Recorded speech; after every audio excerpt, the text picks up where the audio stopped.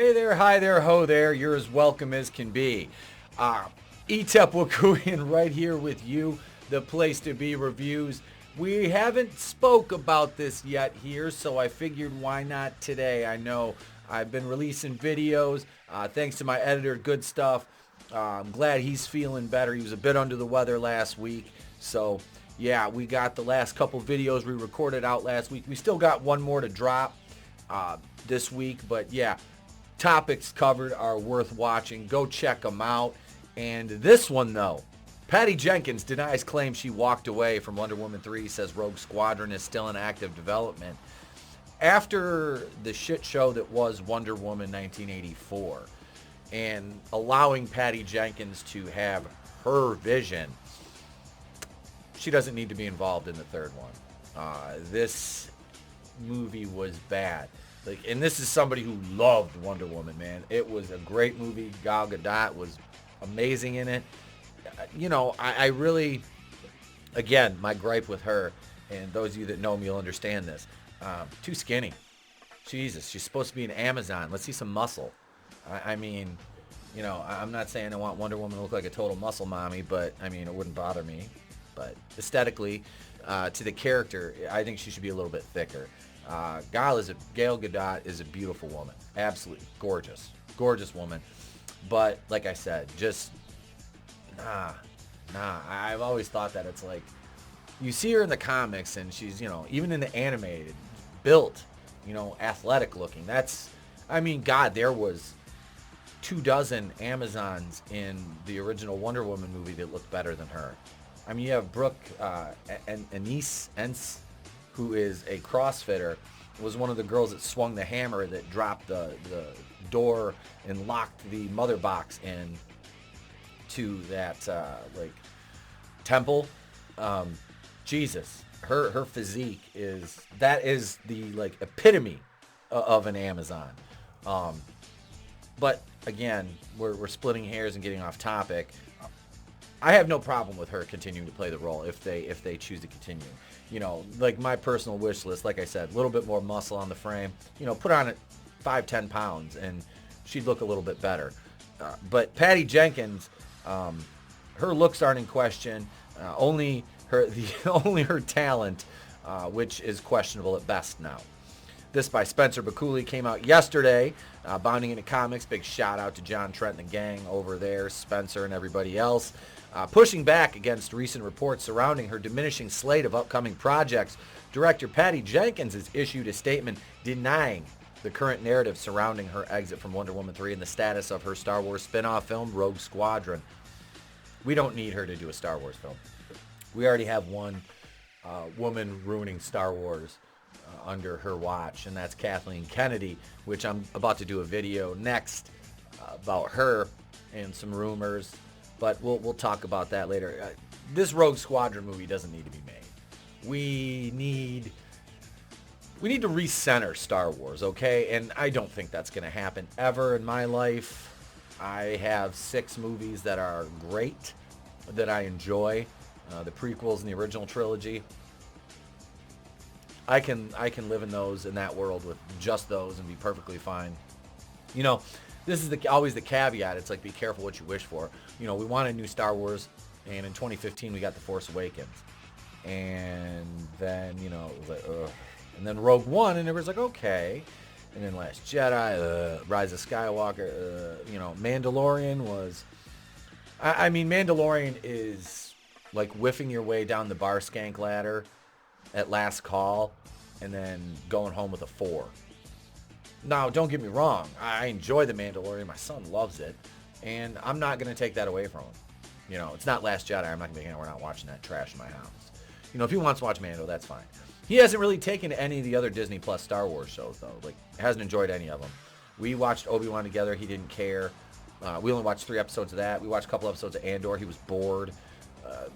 Boba Fett, he didn't care. It was just... Yeah, and this is a 7-year-old who loves Star Wars. That's the thing. He's grown up around it because me. And those of you who know me know I'm a huge Star Wars fan. And it's really painful not to be able to talk about it more without everybody in the panel going, ugh, Star Wars, because everything is so bad now. And it's like we've talked about all the good stuff from, the maker, George Lucas, back in the day. And this new stuff is just bad. So let's get into this article. I personally was never really a fan of this idea of a Rogue Squadron movie under Patty Jenkins, because in the current climate, we know how it'll end. We know how it'll turn out. And it's not something that I want to see or sit through, or I'm willing to, or would pay to. What? I'm not paying for that. According to The Hollywood Reporter's unofficial announcement of the film's cancellation, the decision to pass on Jenkins' treatment for Wonder Woman 3 was made because it did not fit with the new but still unfolding plans that newly appointed DC Studios heads James Gunn and Pete Safran had for Warner Brothers Discovery comic book properties. Are a complete dumpster fire. That also included the cancellation of the Batgirl movie, which was going to be a dumpster fire. Nobody wanted to see Batgirl. Nobody wanted to see her and, Sasha Calais, Supergirl, usurp the authority of Batman and Superman and then try to play off a gender swap, the world's finest. Nobody cared. Nobody wanted that. Nobody asked for that. And I'm not disparaging the actresses. Leslie Grace, I'm sure she's a lovely woman. Sasha Calais, same thing with her playing Supergirl. They made her look like Oliver Platt, put her in a just hideous bodysuit with a harness underneath that made her abs look weird, her stomach look weird. It was just a creepy aesthetic. And this whole subverting the male gaze, you're only hurting yourself. Subverting the male gaze is to spit in the face of comic book fans. Because yes, we like comic books because they're escapism and they're fun, the heroes, but there's also there always has been beautiful women. The artists know what their target audience is and what they like. And this isn't just the men that read these. Women like to see beautiful women. They don't, I'm sorry. This whole, accepting and positivity is one thing, but this is escapism. It's based in fiction, which means it doesn't have to reflect the real world that we live in, like many of these creatively devoid activists who pretend to be directors and writers would have you believe. Reporting on information allegedly relayed to them by their insider sources, the outlet claimed that rather than amicably accepting the studio's decision, Jenkins actually responded to the news by voluntarily exiting the project, which is fine. She doesn't, like I said, her talent is not there. It's not. Patty Jenkins has proved she cannot be left alone to her own devices to come up with a story that people want to, sit through a movie. They don't. Wonder Woman 84 was garbage. And it's hilarious, all this believe women empowerment, blah, blah, blah, blah, blah, which I have nothing against unless it is rooted in misandry, which in Hollywood, 90% of it is rooted in misandry.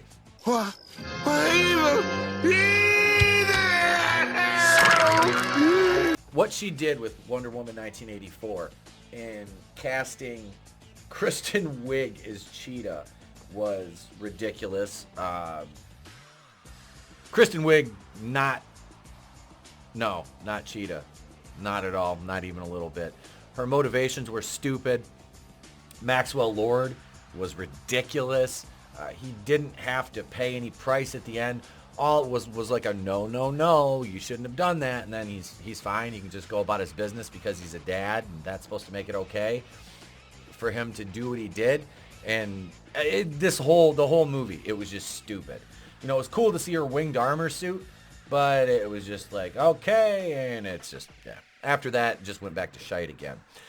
She let Warner Brothers co-chairs and CEOs Mike DeLuca and Pam Abdi know that they were wrong, that they didn't understand her, didn't understand the character, didn't understand the character arcs, and didn't understand what Jenkins was trying to do, quoted the rap of their source. She just doesn't want to allow Gunnar Safran to have a seat at the table to have an opinion on something new that she might come up with, the insider added. Well, she's just talentless in this respect. Talentless hicks and hacks. I like this picture. I mean, it actually makes her look like she has like a bicep. Targeted muscle reinnervation. Adding fuel to the fire during a December 8th appearance on John Roche's The Hot Mic podcast, the Ankler reporter Jeff Snyder divulged, "I've heard some things about Patty Jenkins. I've heard she's a nightmare," he asserted. "I'm sorry, I hate to be the guy who's calling the woman a name, but I get it. But oh my God, listen, I've said that about countless male directors too. And this is the fact right here. This is another ridiculous thing that this guy has to do. He has to explain why he's calling her a nightmare for fear of repercussions from weirdos on social media because, oh my God, you called a woman a nightmare. Because no woman could possibly be obtuse or difficult to deal with or just plain a nightmare, could they? That has to be a man. And he's got to say, well, I've said this about men too. No. If Patty Jenkins is a nightmare to deal with, then say Patty Jenkins is a nightmare to deal with. She's unreasonable. She's a bit whatever. I don't care. But just say it. Don't beat around the bush and give this PC answer because, oh, you can't ever disparage a female. No. They want equality. They don't want equality. This is the weirdo feminist intersectional fucking half their head shaved purple-haired land whales one. They don't want equality. They want equity of outcome, which is a fallacy, which it's make-believe. So I've heard everything she turned in with Wonder Woman 3 was like a mess, he continued. I heard the Star Wars thing was a mess. He finished the segment saying, I don't know what you want me to say, folks. That's what I've heard. However, it seems that none of these whispers line up with Jenkins' own recollection of events. Taking to Twitter on December 13th with a lengthy statement, the director informed the public, I'm not one to talk about private career matters, but I will not allow inaccuracies to continue. Proceeding to present the facts as she believed them to be, Jenkins began with her potential outing in a galaxy far, far away, posting, I originally left Rogue Squadron after a long and productive development process when it became clear it couldn't happen soon enough and I didn't want to delay Wonder Woman 3 any further. I am not reading all that. Not gonna do it. Wouldn't be prudent at this juncture. When I did, Lucasfilm, this is going back to what Jenkins is saying. We're not going to cover that whole diatribe. I'm not reading it. When I did, Lucasfilm asked me to consider coming back to Rogue Squadron after Wonder Woman 3, which I was honored to do. So I agreed, said the director. They made a new deal with me. In fact, I am still on it, and that project has been in active development ever since. I don't know if it will happen or not, she claimed. We never do until the development process is complete, but I look forward to its potential ahead. Yeah, her walking towards an X-Wing. So empowering. Such a female empowerment moment there. Turning to Themyscira, Jenkins explained, when there started being backlash about Wonder Woman 3 not happening, the attractive clickbait false story that it was me that killed it or walked away started to spread. That is simply not true, she bluntly declared. I never walked away. I was open to considering anything asked of me. It was my understanding there was nothing I could do to move forward at this time. DC is obviously buried in changes they are having to make, so I understand these decisions are difficult right now. From there, Jenkins moved to thank those who supported her throughout the time at the helm of Diana's DCEU escapades, noting, I do not want what has been a beautiful journey with Wonder Woman to land on a negative note. I have loved and been so honored to be the person who got to make these last two Wonder Woman films, said the Wonder Woman 1984 scribe. She is an incredible character. Living in and around her values makes one a better person every day. I wish her and her legacy an amazing future ahead, with or without me. Amazing! Giving specific praise to the actress behind the Amazon, Jenkins opined, walking side by side with Linda Carter, an absolute legend and beacon of goodness and light, has been a thrill. Except she's a weirdo vaxxer and mask hole. I have learned so much from her and will cherish her as a friend and mentor, always, continued the director. My crew has been like family and fought every day to give the world the best films they could. And Gal Gadot, she directed her attentions towards the latest woman to wield the lasso of truth. Where do I even begin? The director asked. Gal is the greatest gift I have received in this whole journey. A cherished friend, inspiration, and sister. There are no words I can use to convey how magical she is. I have no words. She's the walking embodiment of Wonder Woman in real life and a better person than the world can imagine, beamed Jenkins. Never once in the millions of moments I've spent with her did I see anything less. She is a gift to this world and even more so, me. Gift. Drawing her statement to a close, Jenkins ultimately offered her gratitude to the fans, declaring, lastly but most importantly, thank you to the incredible Wonder Woman fans for all of your love and support. Wonder Woman fans, are often not the most visible in the media and online, but I want you to know that we have always seen and celebrated you and your importance, she said, bizarrely positive. Despite the Amazonian being the most popular and recognizable female superhero of all time, you were first and foremost in our minds every day we made the last 2 films.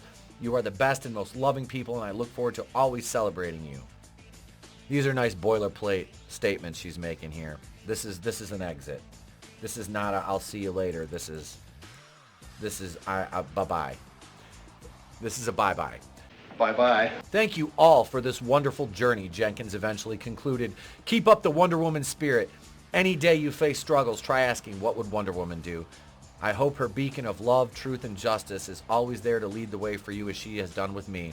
Notably, just a short time after the director published this tweet, Gunn himself replied, I can attest that all of Peter and my interactions with you were only pleasant and professional. Very professional. That, my friends, is James Gunn playing politics. And I say that because he wants people to see him in a positive light, him and Saffron in this new role they've taken on in charge of DC.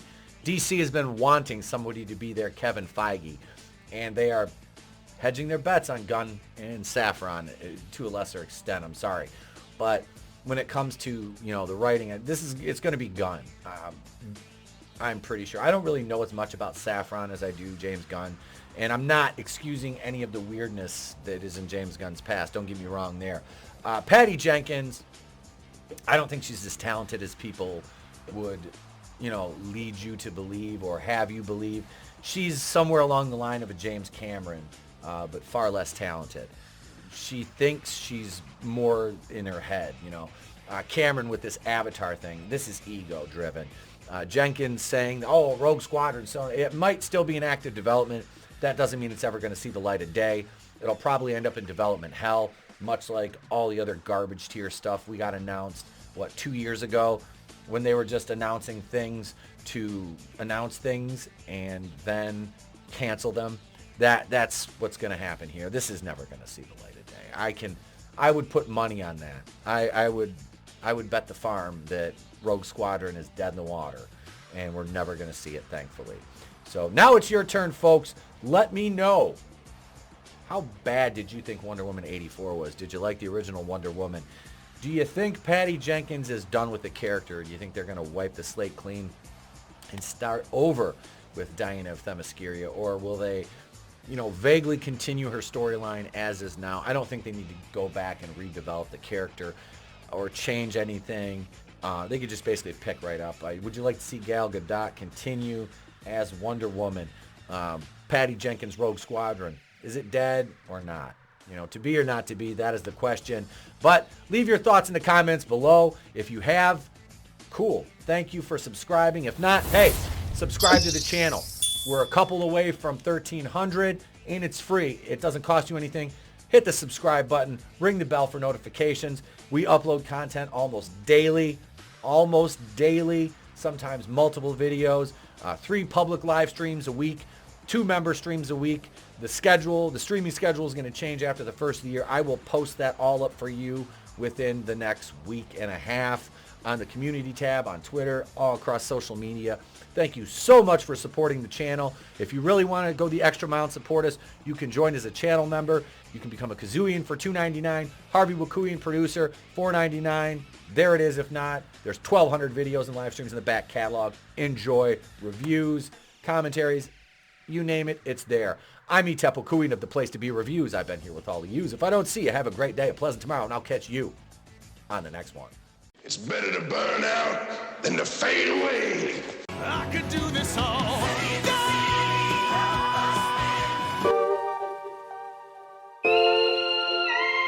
Yeah!